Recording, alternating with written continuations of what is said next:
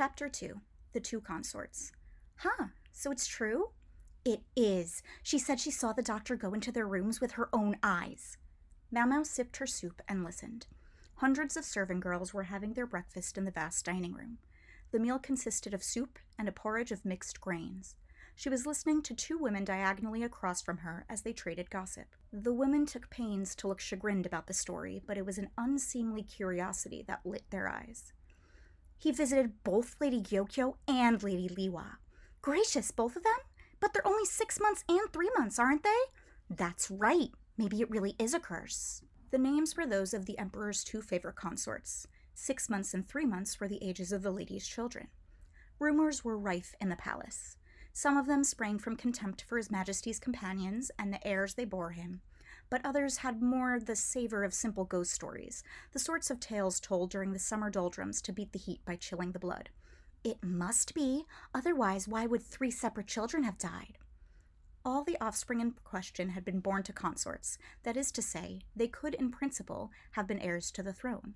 One of the poor victims had been born to His Majesty before his accession, while he still lived in the Eastern Palace, and 2 more since he had assumed the throne, but all 3 had passed away in infancy.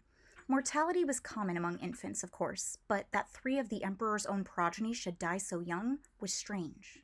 Only 2 children, those of the consorts Gyokyo and Liwa, still survived. Poisonings, perhaps, Mau Mau mused, sipping her porridge, but she concluded it couldn't be. After all, 2 of the 3 dead children had been girls, and in a land where only men could inherit the throne, what reason was there to murder princesses? The women across from Mau Mau were so busy talking about curses and hexes that they had stopped eating entirely. But there's no such thing as curses, Mau Mau thought. It was stupid. That was the only word for it. How could you destroy an entire clan with one curse? Such questions bordered on the heretical, but Mau Mau's expertise, she felt, constituted proof of this pronouncement. Could it have been some kind of sickness? Something blood-borne, maybe. How exactly did they die? And that was when the detached, quiet maid began talking to her chatty dining companions. It would not be long before Mau Mau regretted succumbing to her curiosity. I don't know the whole story, but I heard they all wasted away. Apparently inspired by Mau Mau's show of interest, Xiaolon, the talkative maid, thereafter regularly brought her the latest rumors. The doctor's been to see Lady Liwa more often than Lady Gyokyo, so I guess Lady Liwa must be worse. She wiped at a window frame with a rag as she spoke. Lady Liwa herself? Yes, it's mother and child both. Mau Mau supposed the doctor paid closer attention to Lady Liwa, not necessarily because she was more sick, but because her child was a little prince. Consort Gyokyo had borne a princess. The imperial affection fell more upon Gyokyo, but when one child was a boy and the other a girl, which one should receive preferential treatment was clear. Like I said, I don't know everything, but I've heard she has headaches and stomach aches and even some nausea. Satisfied that she had divulged all her newest gleanings, Xiaolon busied herself with another task. By way of thanks, Mau Mau gave her some tea flavored with licorice. She'd made it with some herbs that grew in the corner of the central garden. It smelled strongly medicinal, but was in fact quite sweet. Xiaolon was thrilled. Servant girls had all too few opportunities to enjoy sweet things. Headache, stomachache, and nausea.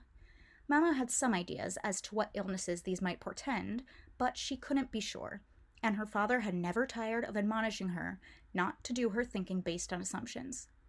Maybe I'll just pay her a little visit. Mau Mau was determined to finish her work as quickly as possible. The rear palace was in fact a vast place, housing more than 2,000 women and 500 eunuchs on the premises. Lowly workers, like Mau Mau, slept 10 to a room, but the low-ranked consorts had their own chambers. Mid-ranking ones had whole buildings to themselves, and the highest-ranking consorts virtually had their own palaces, sprawling complexes including dining halls and gardens, large enough to dwarf a small town. Thus, Mau Mau rarely left the eastern quarter where she lived. There was no need. She had neither the time nor the means to leave unless she was sent on some errand. Well, if I don't have an errand, I'll just have to make one. Mau Mau spoke to a woman holding a basket. This basket contained fine silk that would have to be washed over in the laundry area in the western quarter. No one seemed to know whether there was something different about the water there, or perhaps the people who did the washing, but apparently the silk would soon be ruined if handled here in the eastern quarter. Mau Mau understood that silk degraded more or less depending on whether it was dried out in the sun or kept in the shade, but she felt no particular need to tell anybody that. I'm just dying to get a look at that gorgeous eunuch they say lives in the central area, Mao Mao said, invoking one of the other rumors Xiaolon had mentioned in passing, and the woman gladly gave her the basket.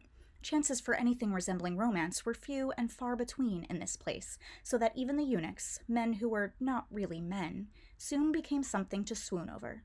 Stories were even told, from time to time, of women who became the wives of eunuchs after they left palace service. Presumably, this was all healthier than the women lusting after each other instead, but still, it puzzled Mao Mao. Wonder if I'll end up like everyone else one day, she thought to herself. She crossed her arms and grunted. Romantic matters held scant interest for her. She delivered the basket of laundry as quickly as she could, and then a red lacquered building in the central area came into view.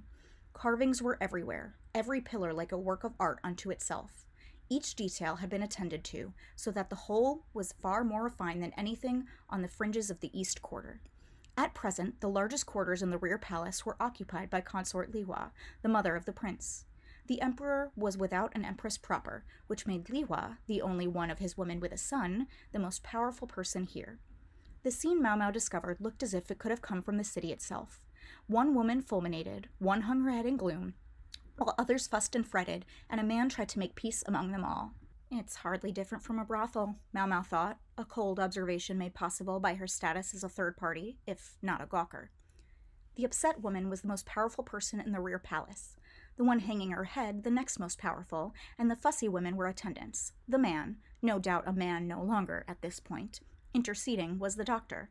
So much Mao Mao gathered from the whispering she heard and the general state of things around her. That first woman would have to be Consort Lihua, mother of the imperial prince, and the second woman would be Consort Gyokyo, blessed, though not quite so blessed as Lihua, with a daughter. As for the eunuch doctor, Mao Mao knew nothing about him, but she had heard that in this whole great palace there was only one person who could truly be called a practitioner of medicine.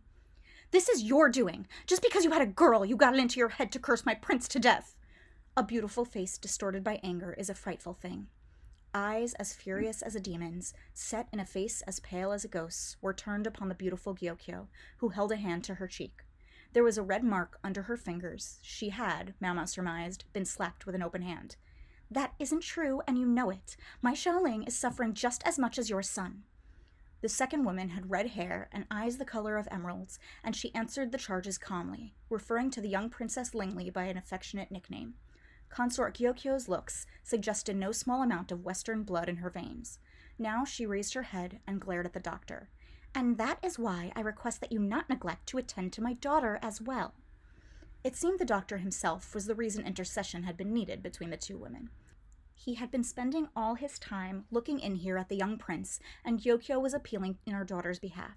One sympathized with her, but this was the rear palace, and male children were more prized than female ones. The doctor, for his part, looked caught between trying to make an excuse and total speechlessness. What a knave, that Sawbones, Mao Mao thought, to fail to notice with the two consorts right in front of him. How could he not have figured it out already anyway? The dead infants, the headaches, the stomach pains, the nausea, to say nothing of Consort Lihua's ghostly pallor and frail appearance. Muttering to herself, Mao Mao put the raucous scene behind her. "I need something to write on," she thought. She was so busy thinking it, in fact, that she didn't even notice the person passing by.